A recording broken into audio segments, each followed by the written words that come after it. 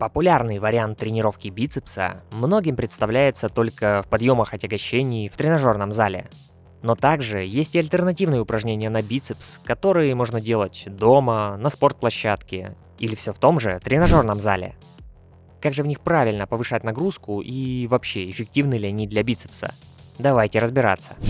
Это канал Владарович, и я уже 10 лет занимаюсь силовой калистеникой. Подбирать нагрузку будем исходя из вашего стажа регулярных тренировок.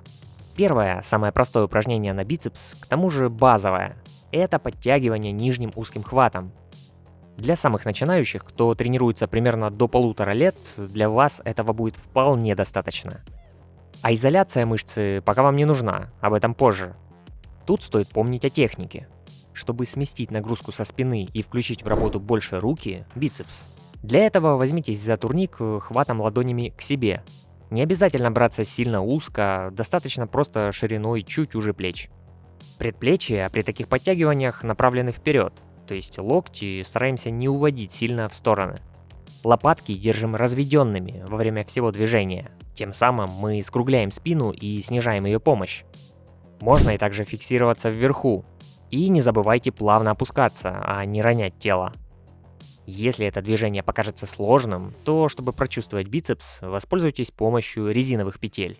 Ну или сделайте это на низком турнике, поставив ноги впереди на опору или на землю.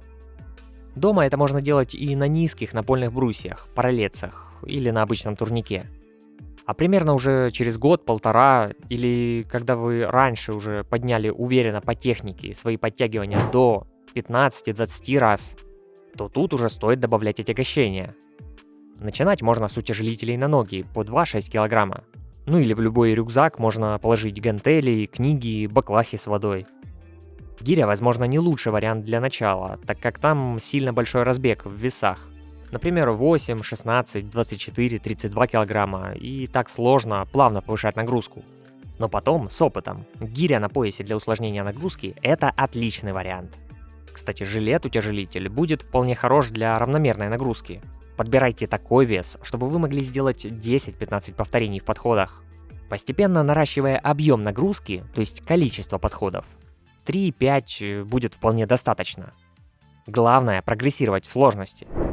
Если развернуть хват ладонями от себя и подтягиваться узким хватом, то там будет уже нагрузка смещаться с двухглавой мышцы, бицепса, на брахиалис, плечевую мышцу, которая почти незаметна и находится как бы под бицепсом, и тоже неким образом влияет на внешний вид бицепса.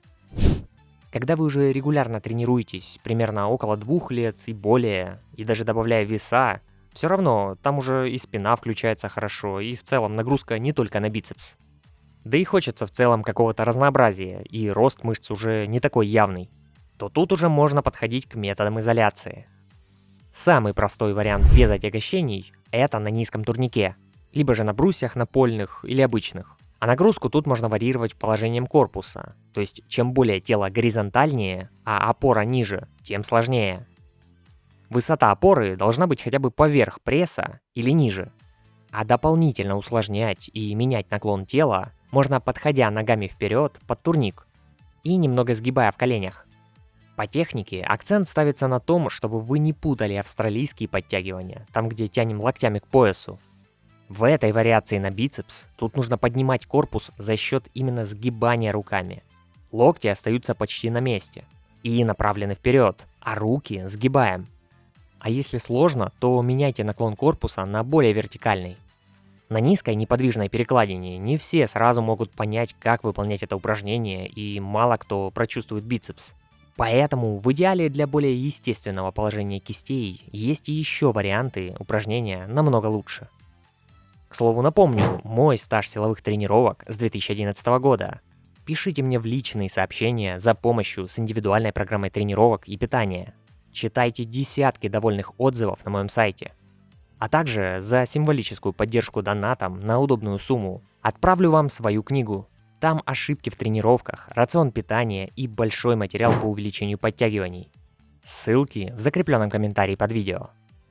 Это упражнение с низкого турника лучше заменить на гимнастические кольца, опустив их пониже, ну или делать на TRX петлях.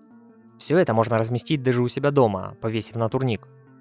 Мне больше нравится именно TRX, так как там можно удобно схватиться руками и разворачивать кисть мизинцем, стараться развернуться в направлении к телу.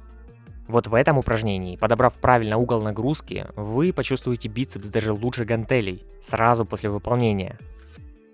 А еще более продвинутое упражнение – это прокачка бицепса, имитация силового элемента выход принца. Тут более безопасно делать все же на неподвижной поверхности, параллельцах или на низком турнике. Бицепс тут работает под другим углом, но это имеет место быть. Мы как бы тянем кисти к спине, сгибая руки.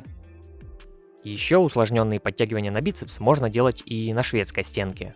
Мы фиксируем локти, и под них лучше что-то подстелить мягкое, полотенце. Локти опираем об одну из ступенек, а беремся ладонями к себе за следующую верхнюю ступень. Попробуйте приподнять ноги в воздух и сделать такие подтягивания. Спина скругленная. Вообще, сама форма бицепса, его так называемый пик, больше всего зависит от крепления мышцы, то есть вашей генетики. Какие бы вы упражнения ни делали, но у кого-то бицепс будет продолговатый от локтя и до плеча, у кого-то выпуклый и более внушительных размеров. Деление бицепса тоже очень своеобразно у каждого.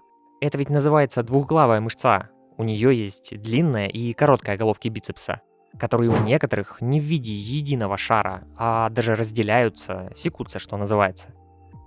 Если вкратце сравнить самые популярные упражнения с отягощением, а именно подъем на бицепс стоя, сидя и в скамье Скотта, и сравнить их с упражнениями с собственным весом, то будут, конечно, свои плюсы и минусы. Главный плюс собственного веса без железа в том, что почти не нагружается поясница, так как это происходит в подъеме гантелей сидя без опоры или стоя, так же как и со штангой. Там во время выполнения мы поддерживаем вес поясницей, если вдруг начинаем закидывать отягощение корпусом, что часто приводит к не очень хорошим последствиям. Скамья Скотта тоже не самое безопасное упражнение, там идет чрезмерная нагрузка на локтевые суставы.